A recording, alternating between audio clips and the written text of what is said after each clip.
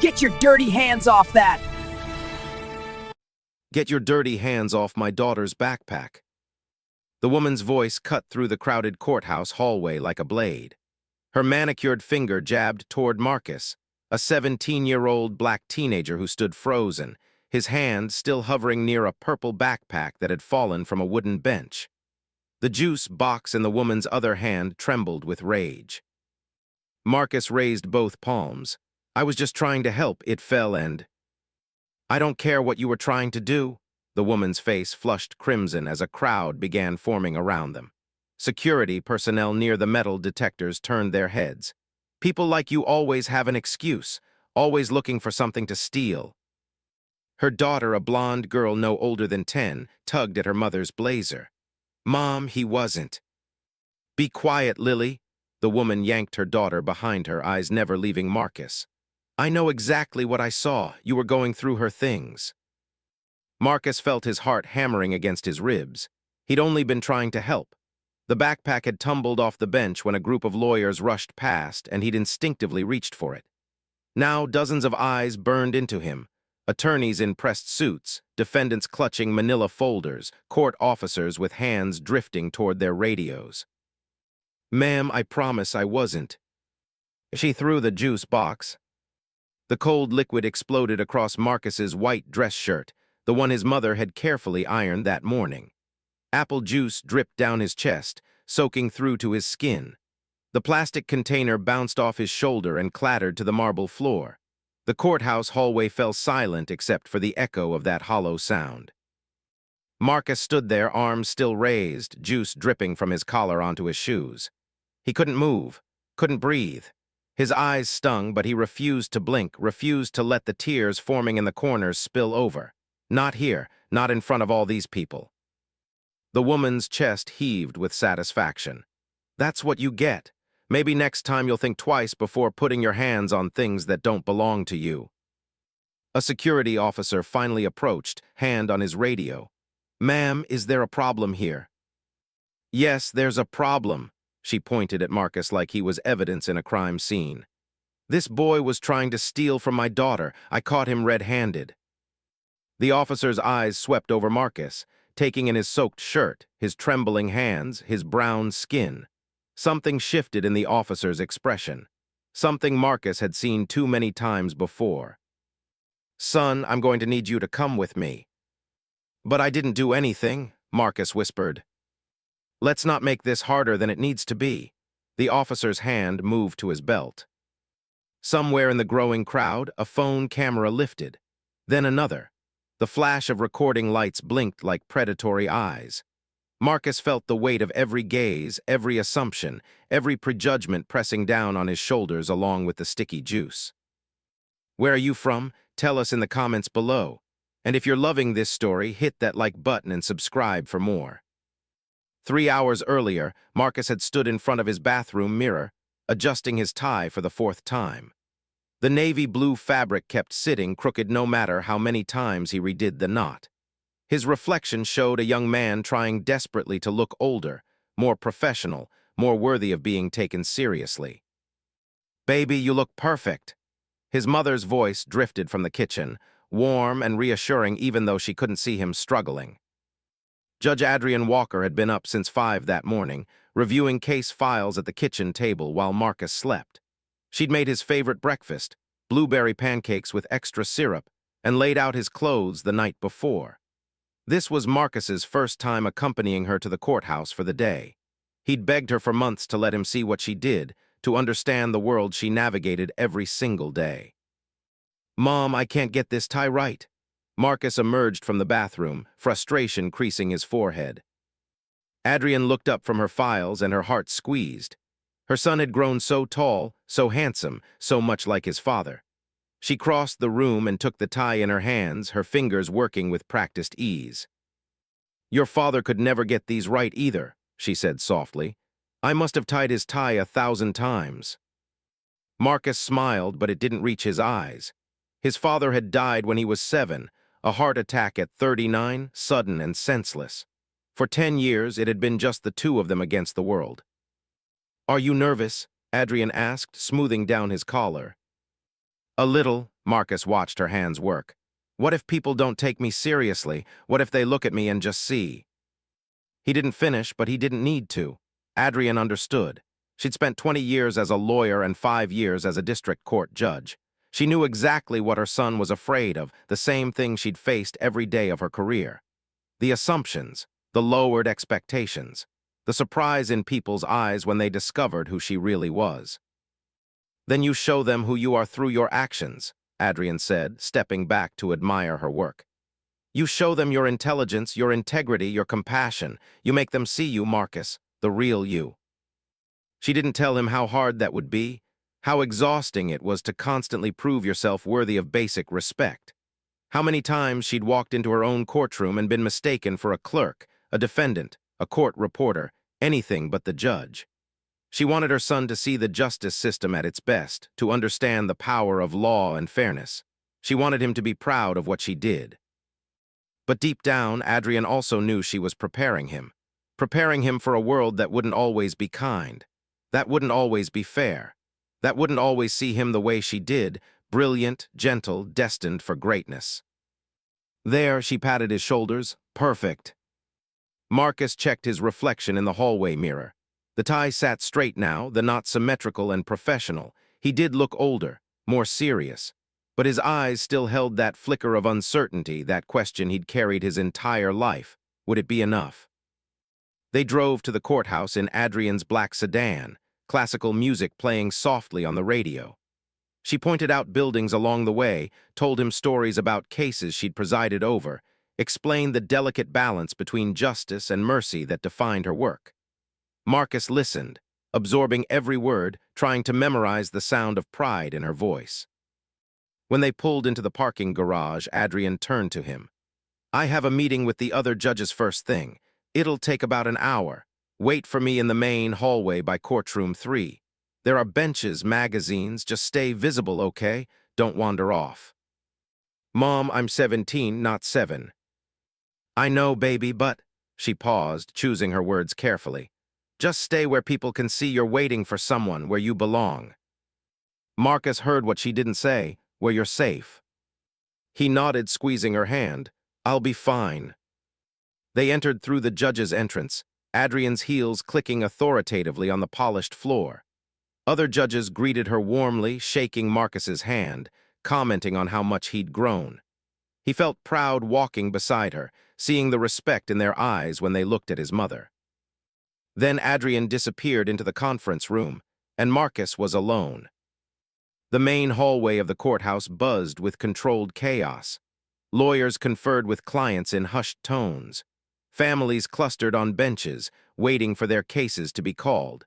Security personnel monitored the metal detectors, checking bags and watching the crowd with practiced vigilance. Marcus found an empty spot on a wooden bench across from courtroom 3, just as his mother had instructed. He pulled out his phone, scrolling through social media while keeping one eye on the conference room door. His mother had said an hour. He could wait an hour. He didn't notice the woman at first. She arrived like a storm front, expensive perfume preceding her, designer handbag swinging from her shoulder, daughter trailing behind, clutching a purple backpack. The woman's heels struck the marble with sharp, deliberate clicks. She wore a cream-colored pantsuit that probably cost more than Marcus's entire wardrobe, and her blonde hair was styled in a way that screamed wealth and privilege. She sat down on the bench directly across from Marcus, positioning her daughter beside her and the purple backpack between them. The girl looked tired, her eyes red-rimmed like she'd been crying. She couldn't have been more than 10 years old. The woman pulled out her phone and immediately began typing furiously, her jaw clenched. Marcus caught fragments of a heated phone conversation. I don't care what he says. The custody agreement is clear. He has no right. The little girl, Lily, Marcus would later learn, stared down at her shoes. Her shoulders hunched inward like she was trying to disappear. Marcus felt a pang of sympathy. He remembered that feeling, that helpless sense of being caught in adult conflicts beyond his control. He'd felt it after his father died, listening to relatives argue about insurance money and funeral arrangements while he sat in the corner, invisible and aching. He looked away, respecting the girl's privacy, and went back to his phone. That's when the group of lawyers rushed past. There must have been 5 or 6 of them, deep in conversation about a case, gesturing animatedly as they moved. One of their briefcases caught the edge of the bench, sending Lily's purple backpack tumbling to the floor. Notebooks and colored pencils scattered across the marble. Marcus reacted without thinking. He set down his phone and reached for the backpack, gathering the spilled items. It was just instinct, just being helpful, just doing what his mother had raised him to do. His fingers had barely touched the purple fabric when the woman's voice exploded across the hallway. "Get your dirty hands off my daughter's backpack." And that's when everything went wrong. The security officer's hand hovered near his belt as he studied Marcus. The teenage boy stood frozen, juice still dripping from his shirt, hands raised in a gesture of surrender that made him look both innocent and guilty at the same time. "Ma'am, what exactly did you see?" the officer asked, finally turning his attention to the woman. She drew herself up to her full height, righteous indignation radiating from every pore. "I saw this boy going through my daughter's belongings. I have a right to protect my child from theft, from criminals." She spat the last word like it tasted bitter. "I wasn't going through anything," Marcus said, his voice cracking. "The backpack fell, I was helping." "That's what they always say." The woman crossed her arms. "I know what I saw. My daughter's backpack falls and suddenly he's got his hands all over it. That's not coincidence, that's opportunity." The security officer sighed. "Son, I'm going to need to search you." "What, why?" Marcus's voice rose an octave. "I didn't take anything." "Standard procedure when there's been an accusation." The officer's tone was firm but not unkind. "If you didn't take anything, you have nothing to worry about." But Marcus did have something to worry about. He worried about the dozens of people watching this unfold, their phones out, recording his humiliation for social media.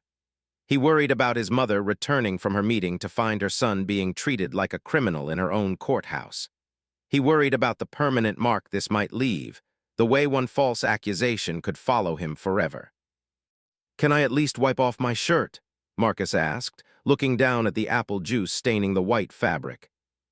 "After the search," the officer said, "come with me." As Marcus was led toward a security office, the woman called after them. "Make sure you check his pockets. These people know how to hide things." "These people." The words hung in the air like smoke, toxic and unmistakable. Everyone in the hallway heard them. Everyone understood what she meant. Lily finally spoke up, her small voice barely audible. "Mom, he really was just helping. I saw." "Lily, be quiet."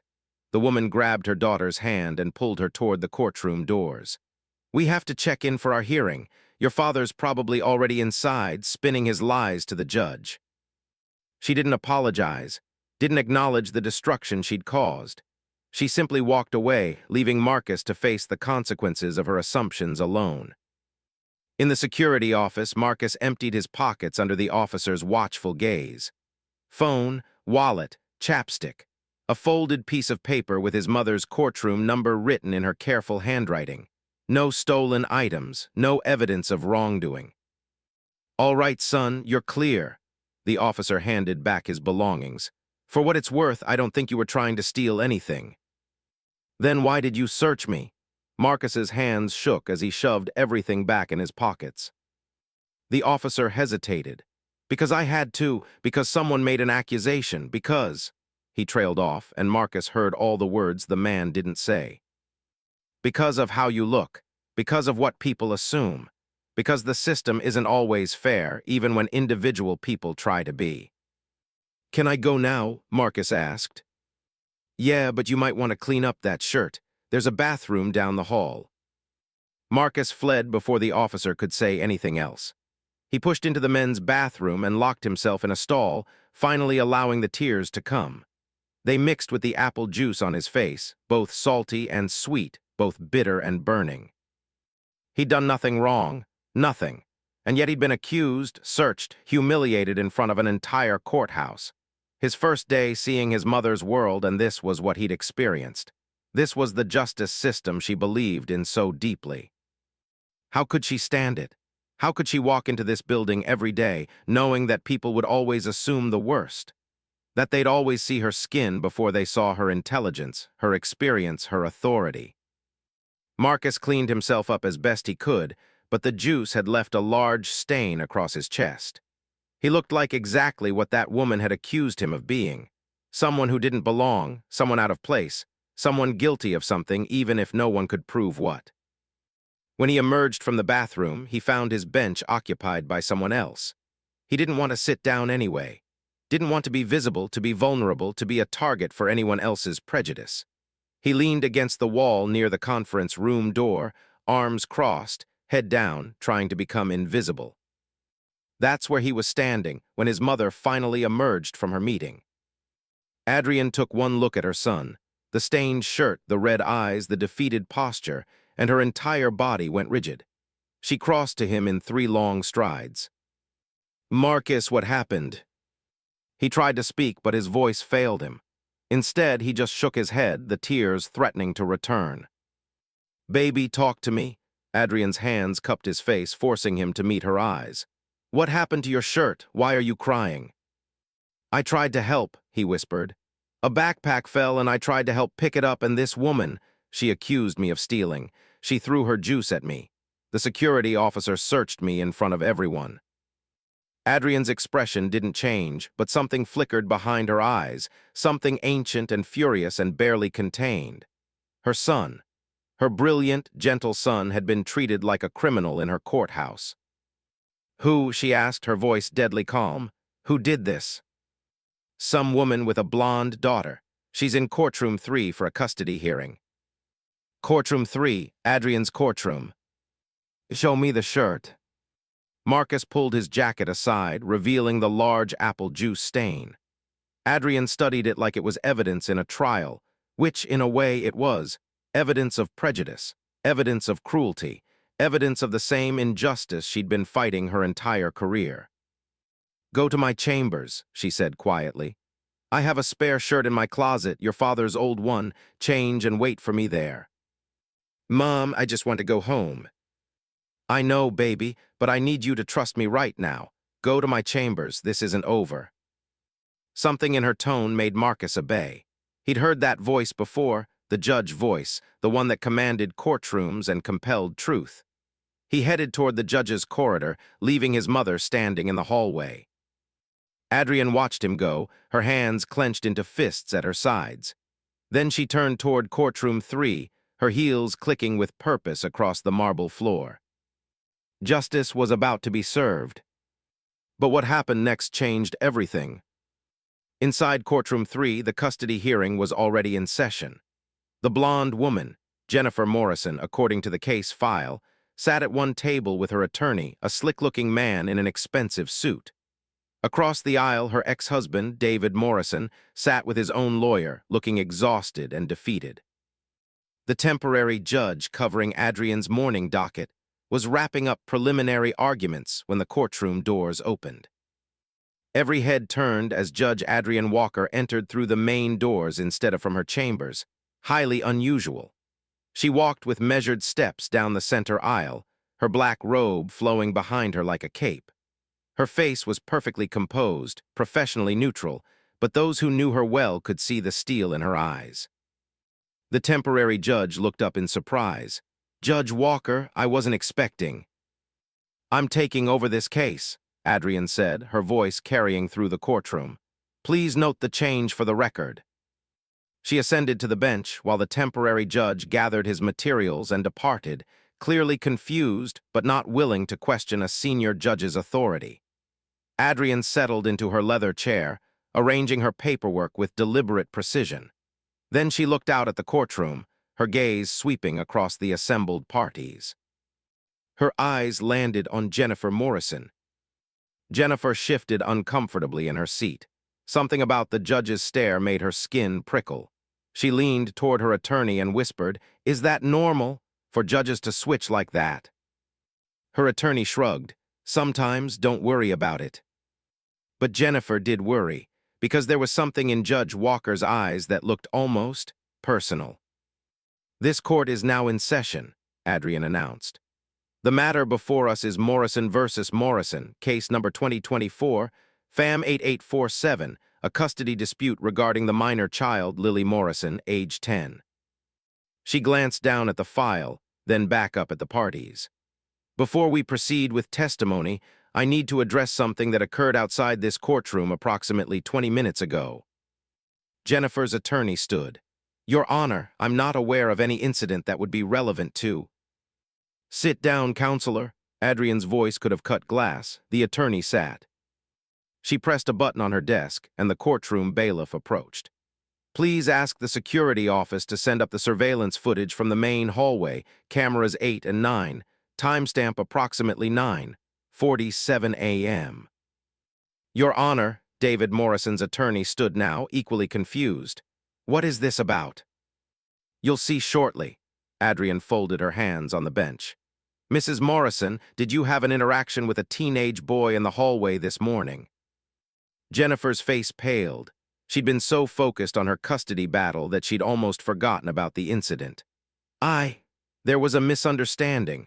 A boy was going through my daughter's belongings. I reacted to protect my child. A misunderstanding. Adrian's voice was flat. Is that what you're calling it?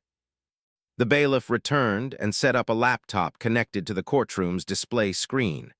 Within moments, the hallway footage appeared on the large monitor.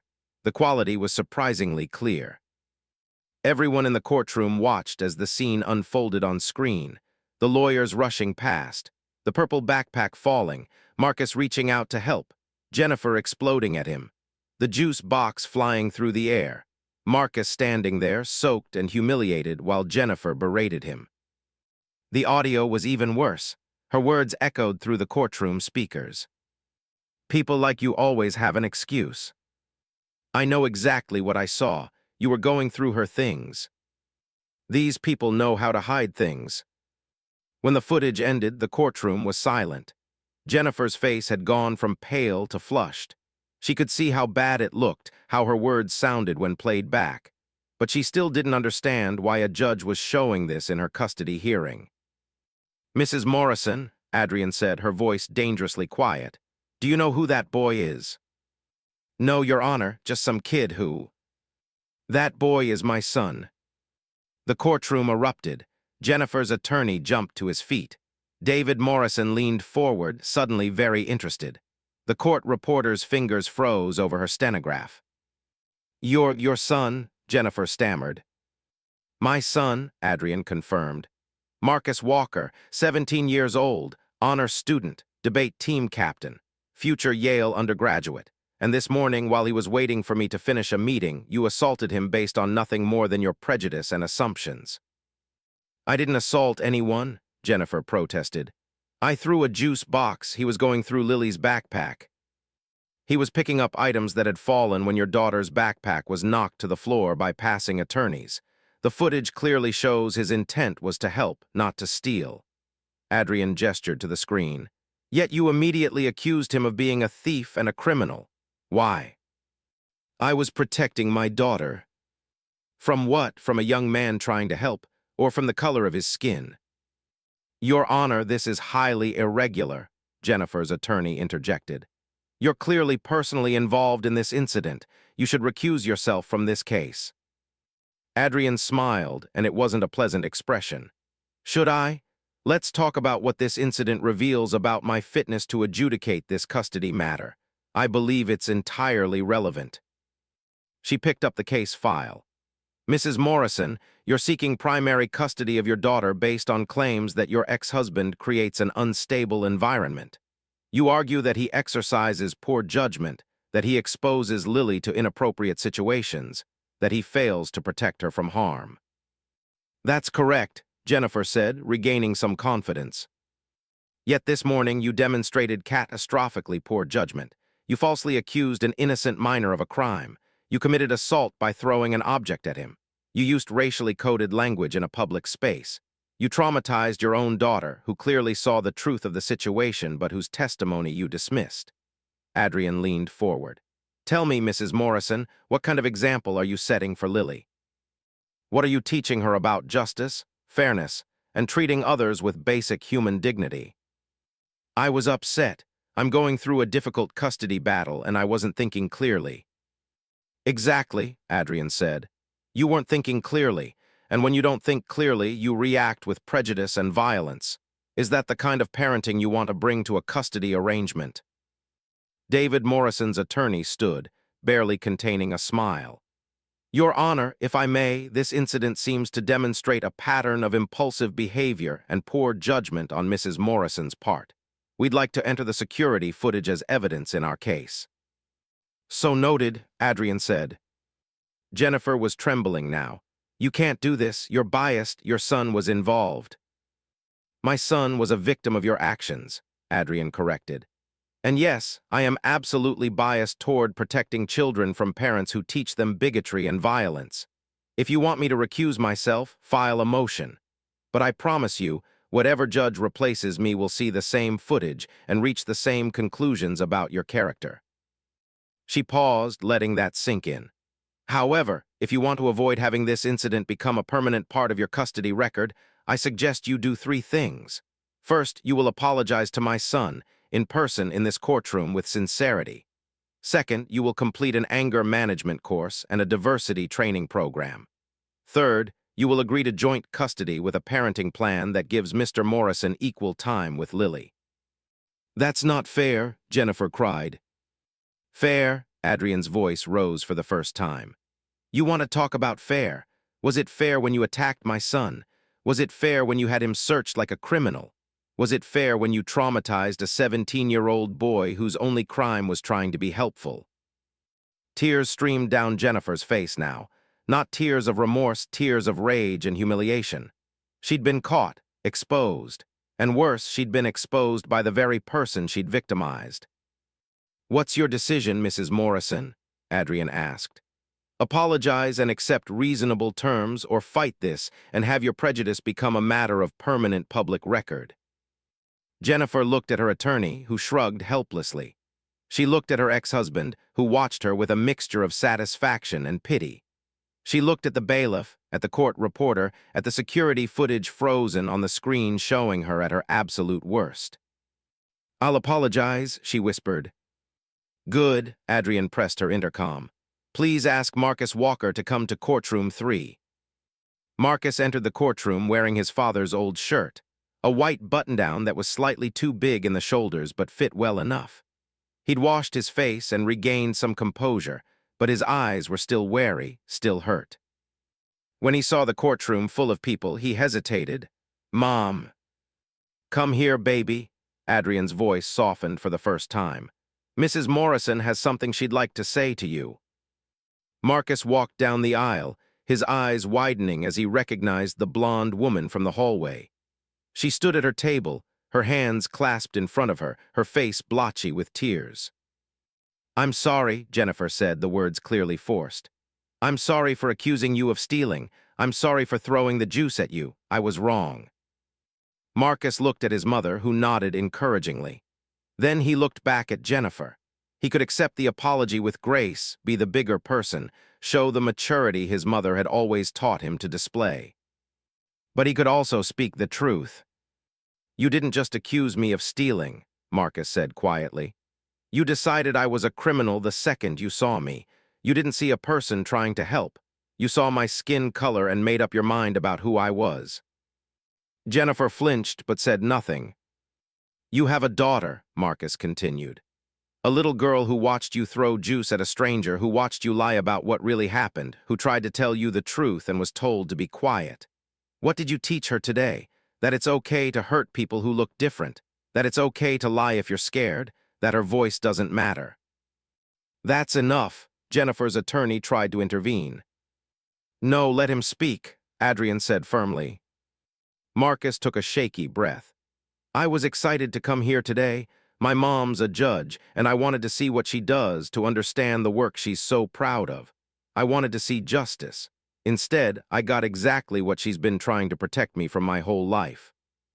He turned to his mother. How do you do it, Mom? How do you come here every day knowing that people will always see you as less than you are? How do you believe in a system that failed me in your own courthouse? Adrian's eyes glistened. Because, baby, the system didn't fail you. One person's prejudice failed you, but the system, she gestured around the courtroom, the system is giving you a voice right now. The system is holding Mrs. Morrison accountable. The system is proving that truth matters more than assumptions. She looked at Jennifer. That's the difference between a system and the people in it. The system can be fair even when individuals aren't, but only if we demand better from each other, only if we call out injustice when we see it, only if we refuse to let prejudice win. Marcus nodded slowly, some of the tension leaving his shoulders. Mrs. Morrison, Adrian addressed the woman again, do you understand what you did wrong? I made assumptions, Jennifer said woodenly. That's the symptom. What's the disease? Jennifer looked confused. The disease, Adrian explained, is the unconscious bias that makes you see a black teenager and immediately think threat or criminal. It's the racism so deeply embedded in our society that even you probably don't realize you carry it. And until you name it, acknowledge it, and actively work to eliminate it, you'll keep hurting people. You'll keep teaching your daughter that some humans matter less than others. She stood, towering over everyone from the bench. This court orders Mrs. Morrison to complete a 16-week unconscious bias training program in addition to the anger management course. The court also orders both parties to engage in family counseling with Lily to address the trauma of this custody battle and today's incident. Joint custody will be implemented with a 50-50 parenting plan to be reviewed in 6 months. She brought down her gavel. We're adjourned. As people began filing out of the courtroom, Jennifer approached Marcus one more time.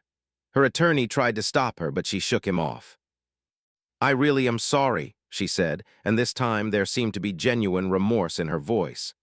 You're right about everything, and I'll do better. I have to do better for Lily. Marcus studied her for a moment. I hope so, because she deserves a mom who sees people for who they really are, not who she's afraid they might be. Jennifer nodded and walked away, her shoulders slumped in defeat. That evening, Adrian and Marcus sat in their kitchen eating Chinese takeout. Neither of them had felt like cooking after the day they'd had. Marcus pushed fried rice around his plate, still processing everything that had happened. Are you in trouble, he asked, for making it personal? Adrian smiled. Probably. I'll have to submit a report to the chief judge explaining my decision not to recuse myself, but I stand by it. That footage was directly relevant to her fitness as a parent. Some people are saying online that you abused your power. Marcus had been scrolling through social media while his mother cooked. The courthouse footage had gone viral, both the hallway incident and parts of the courtroom confrontation. The internet was divided. Some people will always say that when a black woman in authority stands up for herself or her family, Adrian said. I made my choice knowing there would be consequences, but Marcus, I want you to understand something important. She set down her fork and looked at her son. What happened today was wrong. What that woman did was wrong. But it doesn't mean the fight isn't worth it. It doesn't mean justice is impossible. It means we have to keep fighting, keep demanding better, keep refusing to accept prejudice as normal. It's exhausting, Marcus admitted. I know, God, I know. Adrian reached across the table and took his hand. Your father and I used to talk about this before you were born. We knew we'd be bringing a black son into a world that wouldn't always be kind to him. We knew we'd have to prepare you for racism while also teaching you not to hate. It's an impossible balance. Did Dad ever? Did he have experiences like today? Many times, and every time he'd come home angry and hurt just like you are now. But he never let it poison him. He never let it make him small or bitter. He used to say, they can treat me however they want, but they can't make me become what they think I am. My character is mine. Marcus felt tears burning behind his eyes again. I wish he was here. Me too, baby, me too. They sat in comfortable silence for a while, the kind of silence that only exists between people who understand each other completely. Mom, Marcus said eventually, thank you for today, for standing up for me, for making her see what she did. Always, Adrian said fiercely. I will always stand up for you. But Marcus, I also need you to learn to stand up for yourself, because I won't always be there. I won't always be the judge in the courtroom. Sometimes you'll face injustice and there won't be anyone in power to defend you. Then what do I do? You tell the truth anyway. You demand justice anyway. You refuse to be diminished anyway. She squeezed his hand. And you remember that you come from a long line of people who survived worse and still managed to thrive. You're strong enough for this. We both are. Over the following weeks, the story continued to spread. News outlets picked it up. Civil rights organizations cited it as an example of everyday racism. Jennifer Morrison became a cautionary tale, her face plastered across social media with the caption, "Karen throws juice at teen, then meets his judge mother." But there were other stories too. Stories about the hundreds of other black teenagers who'd experienced similar accusations and hadn't had a judge for a mother. Stories about the systemic racism embedded in security procedures, in public assumptions, in the tiny, everyday interactions that chipped away at dignity and humanity. Adrienne gave several interviews, using her platform to address broader issues of prejudice and justice. She talked about implicit bias, about the school-to-prison pipeline, about the ways racism manifested even in places supposed to be dedicated to fairness. One moment of justice doesn't fix a broken system, she told a reporter. But it's a start. Every time we call out prejudice, every time we demand accountability, every time we refuse to accept injustice as normal, that's progress. Slow progress, but progress nonetheless. Marcus went back to school a minor celebrity. His classmates had seen the videos. Teachers approached him with a new kind of awareness. Some people thought he should be angrier. Some people thought his mother had gone too far. Some people thought the whole thing was blown out of proportion. Marcus learned to tune out the noise and focus on his own truth. He'd been wronged, his mother had defended him, and justice, imperfect and complicated, had been served. Jennifer Morrison completed her court-ordered programs. According to David, she genuinely tried to change, to examine her prejudices, to become a better mother. Lily reported that her mom now stopped and asked questions instead of making assumptions. It wasn't perfect transformation, but it was something. 6 months later, Marcus accompanied his mother to court again. This time, no one accused him of anything. Security officers nodded respectfully. Attorneys smiled and asked how his college applications were going. The marble hallways no longer felt like a gauntlet. But Marcus remained vigilant. He'd learned that day that safety and respect weren't guaranteed, even in places devoted to justice. He'd learned that his mother's position couldn't protect him from every prejudice, every assumption, every moment of casual racism that infected daily life. He'd also learned that silence wasn't the answer, that speaking truth to power mattered, that demanding better from people and systems could create change, even if it was slow and imperfect. As he sat on a bench outside courtroom 3, the same bench where everything had started, Marcus thought about his father. About what he would say if he could see how Marcus had handled that day. Would he be proud? He'd be so proud of you. Marcus looked up to find his mother standing over him, as if she'd read his thoughts. Court was in recess, and she'd stepped out for a break. "I didn't do anything special," Marcus said. "You spoke your truth with dignity and grace. You stood tall when someone tried to diminish you. You taught that woman something she desperately needed to learn." Adrienne sat beside him. "Your father would have loved seeing that. I loved seeing that. I was scared the whole time." Courage isn't the absence of fear, baby. It's acting with integrity despite the fear. She put her arm around his shoulders. "You're going to face a lot more moments like that in your life. People will make assumptions. People will underestimate you. People will see your skin before they see your brilliance, but you'll know who you are, and you'll make them see it too." Marcus leaned into his mother's embrace, drawing strength from her presence. He thought about Yale, about the future, about all the courtrooms and boardrooms and spaces he'd enter where he might be the only one who looked like him. He thought about the weight of representation, the exhaustion of constantly proving himself, the burden of carrying his ancestors' dreams forward. But he also thought about moments like this, sitting beside his mother, feeling her pride, knowing he'd survived something difficult and emerged stronger. He thought about the power of truth, the necessity of justice, and the importance of refusing to be diminished. Mom, he said quietly, I think I want to be a lawyer. Adrian smiled, tears forming in her eyes. Yeah. Yeah, so I can do what you did. Stand up for people who need someone in their corner. Make sure the system works the way it's supposed to. It's hard work. I know, but someone has to do it. Might as well be us. They sat together in the courthouse hallway, mother and son, judge and future lawyer, two people determined to bend the arc of justice a little closer to fairness. The marble floors gleamed under fluorescent lights. Lawyers rushed past with briefcases. Security officers monitored the metal detectors. Life in the courthouse went on, complicated and messy and full of both cruelty and redemption. And Marcus knew that he belonged here, not as a victim, not as an outsider, not as someone to be suspected and searched, but as someone with the power to change things, someone with a voice that mattered, someone whose mother had shown him that justice, while never perfect, was always worth fighting for. Where are you from? Tell us in the comments below. And if you're loving this story, hit that like button and subscribe for more.